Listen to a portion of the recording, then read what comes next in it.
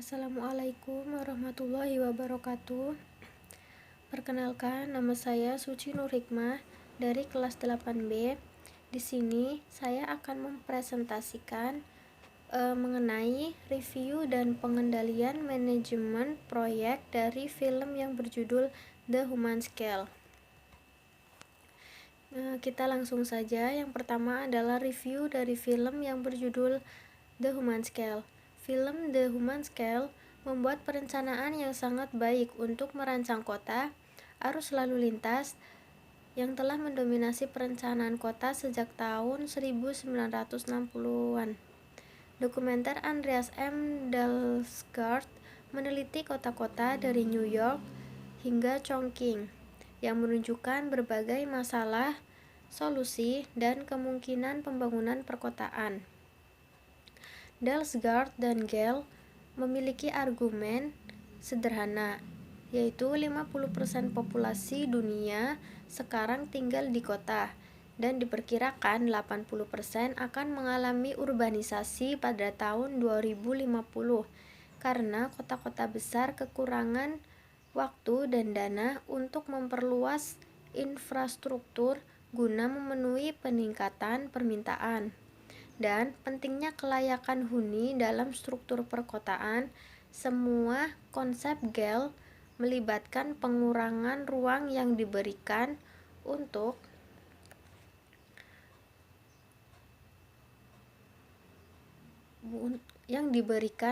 mobil dan peningkatan ruang yang dihuni oleh pejalan kaki, sehingga dapat mendorong interaksi manusia untuk melintasi batas kelas dan mengurangi efek melemahkan dari isolasi bertingkat tinggi. Kemudian, Copenhagen sudah mewujudkan banyak konsep Gale dengan zona larangan lalu lintas dan mendominasi sepeda daripada mobil. Melbourne 3 kali terpilih sebagai kota paling layak huni di dunia, menawarkan skenario sempurna sebelum dan sesudah dihadapkan dengan kota metropolitan yang kondisinya buruk pada 1980-an. Para perencana ditantang untuk menarik penduduk pinggiran kota kembali ke pusat kota. Solusinya di sini tampak sama mencoloknya dengan keberhasilannya. Jalur-jalur atau gang-gang yang terhubung di belakang bangunan yang sebelumnya merupakan tempat pembuangan sampah diubah menjadi jalur pejalan kaki yang ramai dengan deretan kafe dan toko yang berjejer. Contoh yang lebih bermasalah yaitu di kota megalopolis Cina Chongqing.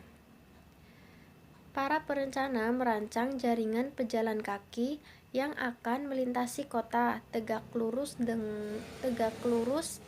dengan pola lalu lintas. Namun setelah ditelusuri, ternyata ditemukan bahwa ada penyeberangan yang dirancang ulang, yang seharusnya ramah pejalan kaki, telah diubah kembali untuk mendukung lalu lintas mobil. Kemudian, Dahlsgaard memanifestasikan kebutaan sosial dan dalam pujiannya terhadap New York City dengan transformasi Times Square dan bentangan Broadway di sekitarnya. Zona pejalan kaki yang terletak secara strategis ini dapat mendorong permainan bola salju lingkungan yang spontan, tetapi mereka akan mengutamakan untuk menemani para wisatawan. Sementara itu, di seluruh kota, sebagian area perumahan yang memiliki skala kecil yang terjangkau diratakan untuk mendirikan gedung-gedung bertingkat yang tinggi untuk orang kaya. Tetapi pendekatan Dahlsgaard optimis untuk memberikan hasil yang positif. Setelah Christchurch, Selandia Baru hampir hancur total karena terjadi gempa bumi, warga dalam rekonstruksinya dominan untuk memilih model Gale. Bahkan ketika pemerintah federal memerintahkan proyek tersebut, banyak ketentuan yang mendukung hal tersebut. Kemudian kita masuk ke perencanaan proyek dari film yang berjudul The Human Scale. Suatu proyek dimulai ketika manajemen telah menyetujui hal-hal umum yang berkaitan dengan apa yang harus dilakukan dan telah terdapat sumber daya yang akan digunakan dalam pengerjaan proyek tersebut. Film The Human Scale yaitu film dokumenter yang dibuat untuk merancang kota, arus lalu lintas yang telah mendominasi perencanaan kota sejak tahun 1960-an. Dokumenter Andreas M. Dahlsgaard meneliti kota-kota dari New York hingga Chongqing yang menunjukkan berbagai masalah, solusi, dan kemungkinan pembangunan perkotaan. Perencanaan kota yang luar biasa akan memberikan ruang pada pejalan kaki, pengendara sepeda, dan mendukung ruang publik di manapun.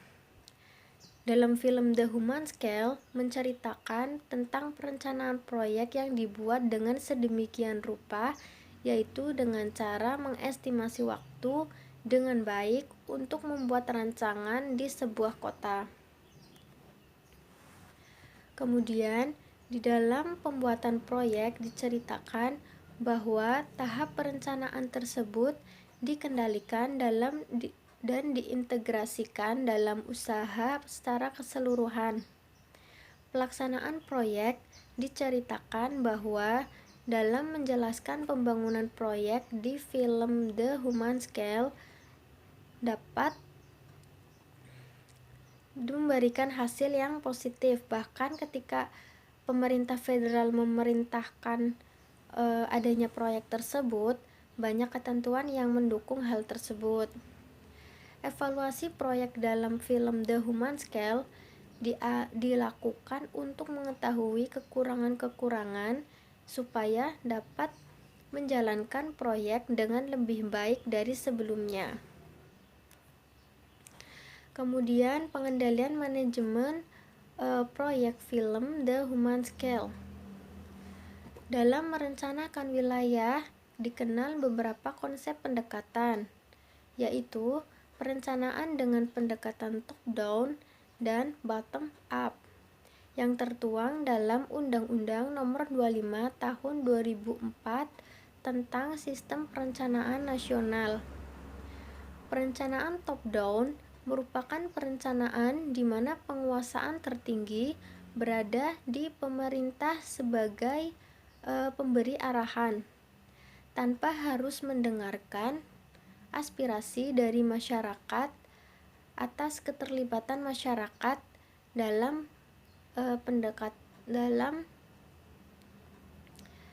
keterlibatan masyarakat dalam pendekatan top down itu relatif minim, sehingga dalam pelaksanaannya pendekatan tersebut dianggap kurang berhasil.